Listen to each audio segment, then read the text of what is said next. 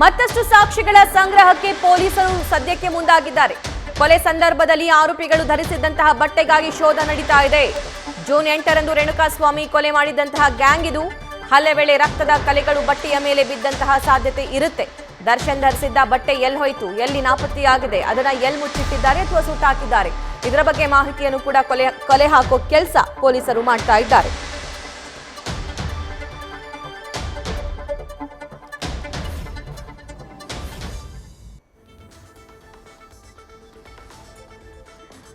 Right, Renukaswamy ಕೊಲೆ ನಡೆದಂತಹ ಸಂದರ್ಭದಲ್ಲಿ ಆರೋಪಿಗಳು ಯಾವ ಬಟ್ಟೆಯನ್ನ ಧರಿಸಿದ್ರು ಅನ್ನುವಂತಹ ಮಾಹಿತಿ ಕಲೆ ಹಾಕೋ ಕೆಲಸ ಪೊಲೀಸರು ಕೂಡ ಮಾಡ್ತಾ ಇದ್ದಾರೆ. ಸ್ಪೆಷಲಿ A2 ಆರೋಪಿ ದರ್ಶನ್ ಆ ಸಂದರ್ಭದಲ್ಲಿ ಏನ್ ಬಟ್ಟೆ ಹಾಕೊಂಡಿದ್ರು, ಯಾವ ಕ್ಲಾತ್ಸ್ ಹಾಕೊಂಡಿದ್ರು, ಆ ಬಟ್ಟೆ ಸದ್ಯಕ್ಕೆ ಎಲ್ಲಿದೆ, ಅದನ್ನ ಎಲ್ಲಿ ಮುಚ್ಚಿಟ್ಟಿದ್ದಾರೆ, ಈ ಎಲ್ಲ ಮಾಹಿತಿಯನ್ನು ಕೂಡ ಪೊಲೀಸರು ಕಲೆ ಹಾಕಬೇಕಾಗುತ್ತೆ.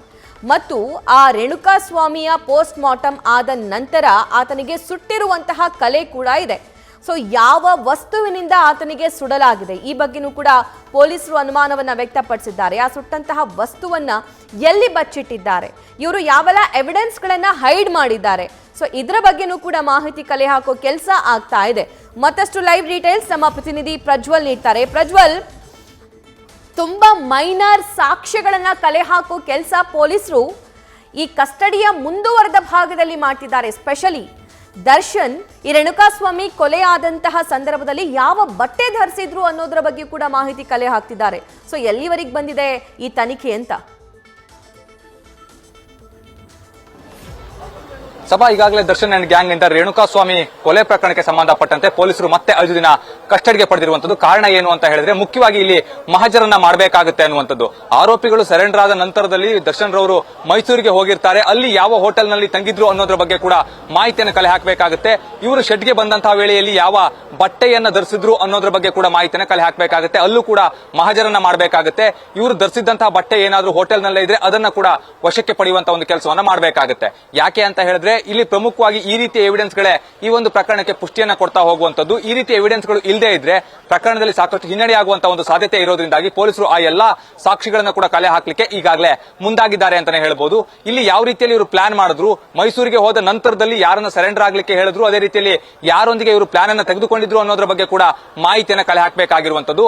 ಅನಂತರದಲ್ಲಿ ಆರೋಪಿಗಳು ಪ್ಲಾನ್ ಮಾಡಿದಂತಹ ಸ್ಥಳ ಯಾವುದು, ಹಣವನ್ನ ತಂದು ಕೊಡುವಂತಹ ವೇಳೆಯಲ್ಲಿ ಯಾವ ಯಾವ ಜಾಗದಲ್ಲಿ ಇವರು ಹಣವನ್ನ ತಂದು ಕೊಟ್ಟಿದ್ದಾರೆ, ಹಣ ಎಲ್ಲಿ ಎಲ್ಲಿ ಎಕ್ಸ್ಚೇಂಜ್ ಆಗಿದೆ ಅನ್ನೋದ್ರ ಬಗ್ಗೆ ಕೂಡ ಮಾಹಿತಿಯನ್ನ ಕಲೆ ಹಾಕಬೇಕಾಗುತ್ತೆ. ಆ ಎಲ್ಲಾ ಸ್ಥಳಗಳಲ್ಲೂ ಕೂಡ ಮಹಜರನ್ನ ಮಾಡಬೇಕಾದಂತಹ ಒಂದು ಪರಿಸ್ಥಿತಿ ಏನಿದೆ ಅದು ಪೊಲೀಸರಿಗೆ ಇರುವಂತದ್ದು. ಆ ನಿಟ್ಟಿನಲ್ಲಿ ಈಗಾಗಲೇ ಕಸ್ಟಡಿ ವಿಚಾರಕ್ಕೆ ಸಂಬಂಧಪಟ್ಟಂತೆ ನಾವು ಗಮನಿಸ್ತಾ ಹೋದ್ರೆ ಈಗಾಗಲೇ ಅವರನ್ನ ಕಸ್ಟಡಿ ತೆಗೆದುಕೊಂಡು ಆ ಎಲ್ಲಾ ಸ್ಥಳಗಳಲ್ಲೂ ಹೋಗಿ ಮಹಜರನ್ನ ಮಾಡುವಂತಹ ಒಂದು ಕೆಲಸವನ್ನ ಮಾಡಬೇಕಾಗುತ್ತೆ. ಇವೆಲ್ಲವೂ ಕೂಡ ಪ್ರಮುಖವಾಗಿ ಈಗ ನಡೀತಾ ಇರುವಂತಹ ಒಂದು ಅಂಶ. ಹಾಗಾಗಿ ಅವ್ರನ್ನ ಮಹಜರಿಗೆ ಕರೆದುಕೊಂಡು ಹೋಗುವಂತಹ ಸಂದರ್ಭದಲ್ಲಿ ಏನಿದ್ದಾರೆ ಪೊಲೀಸರು ಆ ಎಲ್ಲಾ ಸ್ಥಳಗಳನ್ನ ಕೂಡ ಕರೆದುಕೊಂಡು ಹೋಗಿ ಇನ್ನುಳಿದಂತಹ ಆರೋಪಿಗಳನ್ನ ಕೂಡ ಕರೆದುಕೊಂಡು ಹೋಗಿ, ನೀವು ಎಲ್ಲೆಲ್ಲಿ ಇವ್ರನ್ನ ಭೇಟಿ ಆದ್ರಿ, ದರ್ಶನ್ ರವರು ಕೇವಲ ನಿಮಗೆ ಒಂದು ವಿಚಾರದ ಬಗ್ಗೆ ಮಾತ್ರ ಮಾತನಾಡಿದ್ರ ಅಥವಾ ಬೇರೆ ಯಾವ್ದಾದ್ರು ವಿಚಾರದ ಬಗ್ಗೆ ಮಾತನಾಡಿದ್ರ ಅನ್ನೋದನ್ನ ಕೂಡ ಇಲ್ಲಿ ತಿಳಿಸುವಂತ, ಅವರಿಂದ ಕೇಳುವಂತ ಒಂದು ಕೆಲಸವನ್ನ ಮಾಡ್ತಾರೆ. ಅದರಿಂದ ಉತ್ತರವನ್ನ ಕೂಡ ಪಡಿಬೇಕಾಗುತ್ತೆ. ಆ ನಿಟ್ಟಿನಲ್ಲಿ ಈಗಾಗಲೇ ಪೊಲೀಸರು ಈ ಎಲ್ಲದಕ್ಕೂ ಕೂಡ ಸಿದ್ಧತೆಯನ್ನು ಮಾಡ್ಕೊಂಡಿರುವಂತದ್ದು.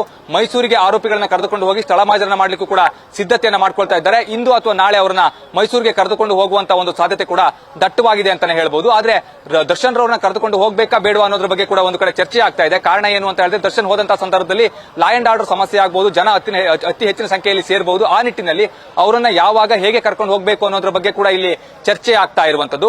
ಇನ್ನುಳಿದ ಆರೋಪಿಗಳನ್ನ ಮೊದಲು ಕರ್ಕೊಂಡು ಹೋಗಿ ಅನಂತರ ದರ್ಶನ್ ರವರನ್ನ ಕರೆದುಕೊಂಡು ಹೋಗ್ತಾರಾ, ಅದು ಕೂಡ ಇಲ್ಲಿ ಒಂದು ಪ್ರಶ್ನೆ ಅಂತಾನೆ ಹೇಳ್ಬಹುದು. ಅಥವಾ ಒಟ್ಟಿಗೆ ಕರೆದುಕೊಂಡು ಹೋದ್ರೆ ಇಲ್ಲಿ ಯಾರು ಯಾವ ಪಾತ್ರವನ್ನು ವಹಿಸಿದ್ರು ಈ ಕೊಲೆ ಪ್ರಕರಣದಲ್ಲಿ ಅನ್ನುವಂಥದ್ದು ಸ್ಪಷ್ಟವಾಗುತ್ತೆ. ಆ ಎಲ್ಲಾ ಸ್ಟೇಟ್ಮೆಂಟ್ ಗಳನ್ನ ಕೂಡ ರೆಕಾರ್ಡ್ ಮಾಡ್ಕೊಳ್ಳುವಂತ ಒಂದು ಕೆಲಸವನ್ನ ಪೊಲೀಸರು ಮಾಡ್ತಾ ಹೋಗ್ತಾರೆ. ಸಭಾ, ಥ್ಯಾಂಕ್ ಯು ಪ್ರಜ್ವಲ್.